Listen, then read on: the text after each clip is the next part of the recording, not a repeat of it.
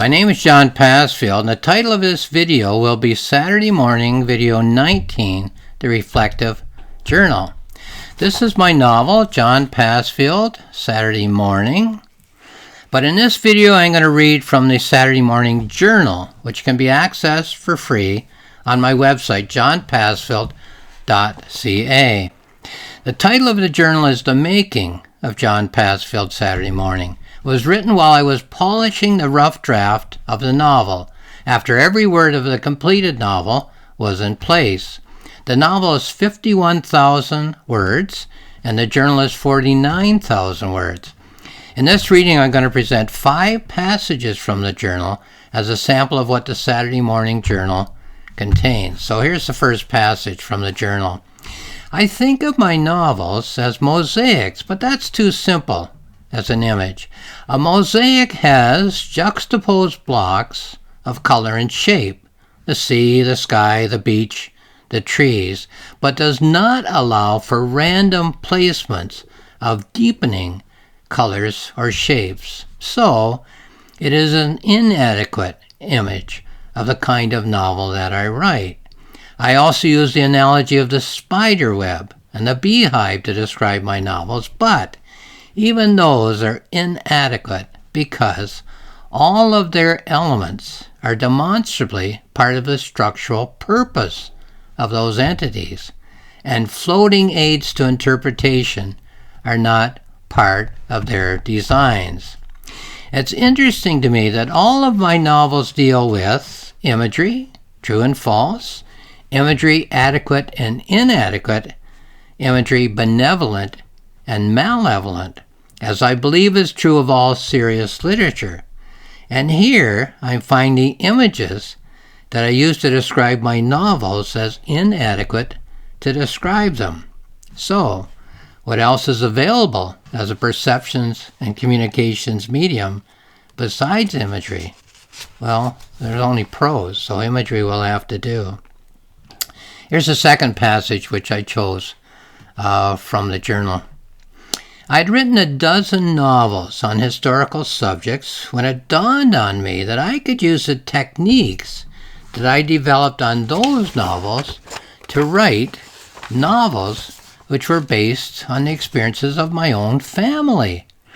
I then wrote my 14th novel, Ostrich, A Walk with Granddad. So here it is here. That's my mom, the little girl, on, just above my fingers, which is probably on your left, and her dad seated next to her, grandpa and aunt in the back row, mom and dad and children in the front row. So Ostrich, A Visit with Granddad, a novel based on my own family, using the techniques that I developed for more historical novels. So I then wrote my 14th novel, Ostrich, A Walk with Granddad, which was based on my mother's stories of her life in England before she came to Canada at 11 years old, and which I had voice taped in an interview which I did with her in the 1980s when she was in her 70s. Interesting, because I'm 76 as I read this right now. I was planning my 17th novel, Job, the Cornerstone of the Universe.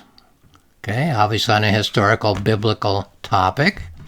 In October 2014, when I thought of the idea of writing a novel which would be based on the experience of building the perfect load of garbage. So I'd written historical novels, then I wrote one about my mom. I've left out one about my dad.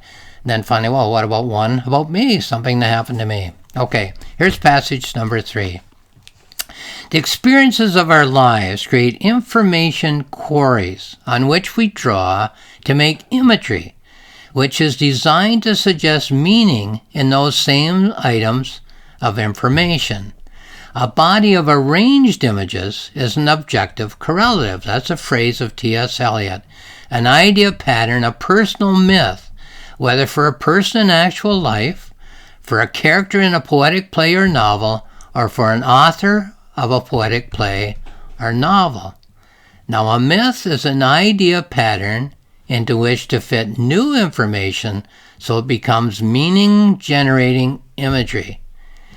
However, when new information does not fit the current objective correlative, the current idea or pattern, the current personal myth, we face a crisis in thought and therefore in our lives. So a person has a personal myth, a sense of what life is all about, and new information comes into that person's life, into that person's mind that doesn't fit, then that person has a crisis. Maybe my whole idea of life, my whole myth is wrong. Think of Hamlet, think of Othello, think of King Lear, all these great plays. A person has a personal myth, new information comes into that person's life and in that person's mind, and they face a mind crisis.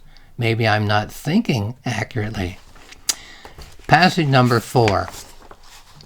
I used to worry that the anthems and the other deepening images might not be noticed by the reader, in particular the first-time reader of my novels. However, I now feel that it's one of the functions of such images to go almost unnoticed in the reader's mind, at least until they've had time to work subconsciously, as they do, I believe, subconsciously in the minds of the main characters of my novel. So the reader's going through the same process as the character, right? Not thinking of everything right away. At what point in the story of this novel will these verses, these delayed decoding images, become active in the mind of the main character? As the novel is printed during the story of the novel, or in the after novel, which is not printed, but which is implied as a probable or a potential or perhaps a rejected course. So there's some things in the novel that you almost don't think of or notice until the last word of the novel has been read. That's the idea there. Just what are these anthems and other deepening device images doing in this novel? And do the 5 anthems in this major cycle connect with and advance or engage with and defeat and replace the 5 anthems in the next major cycle? Just how does such non-plot imagery as fear no more the heat of the sun work in Shakespeare to illuminate the themes of his plays? So I was looking at other people's work, Shakespeare being the greatest writer, to see what I can adapt and make personal in my novels. Here's the 5th passage from the journal that I chose. The dynamics of what I call the anthems are fascinating to me, and yet I seldom write about them in my journals. They seem to be in a dimension of the mind of both the main character and myself, the author, that only operates as imagery and does not come close to that line in the consciousness-subconsciousness continuum from top to bottom of your mind, from conscious to least, most conscious to least conscious, where imagery can be turned into, translate into prose, at a great loss in complexity, but at a minor gain in consciousness and clarity.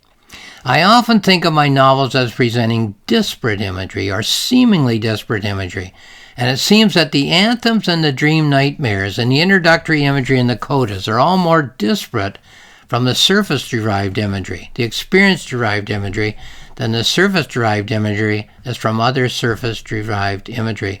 Well, lots of technical terms there that I work with when I'm writing a novel, and they're all explained in these journals and notebooks, but I won't take the time to explain them here. I'm just suggesting what's in the journals and notebooks, the journal in this case. As a conclusion, here's a note that I wrote for this video recording.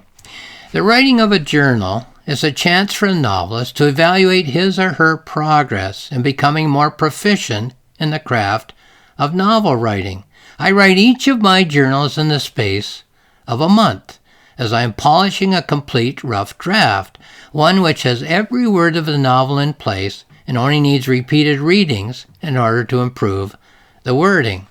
The writing of a journal is a chance to evaluate a just finished novel by considering what worked out well and what did not work out as well, with a view to realizing how to maximize the advantages and minimize the disadvantages of the form that one has chosen by which to shape the imagery that one considers to be essential to the telling of the story of each novel. The writing of a journal is also a chance to reflect back on the reading that one has done, the reading of the great novels of the past and of the criticism that one has read about particular novels and writers and about the general craft and theory of the novel. It's a chance to discuss with oneself potential future novels.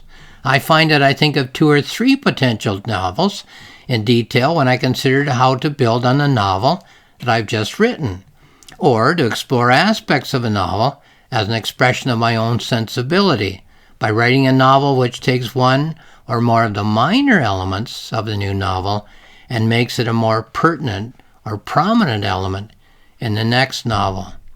I always write 3 books at a time. The planning notebook is a record of the day-to-day progress of one novel towards completion. The reflective journal is a general exploration of a novel as an art form, and the novel is the product of the forward movement that is generated by the other 2 books. We write in order to know what we think. To write 3 books on a topic is to ensure a deeper exploration of one's thoughts than writing just one. So once again, you can access this journal for free on my website, johnpassfield.ca. Just go to the icon for this particular journal and click on that. You'll have the access to the whole journal. And lastly, I'll just say thank you for watching this video.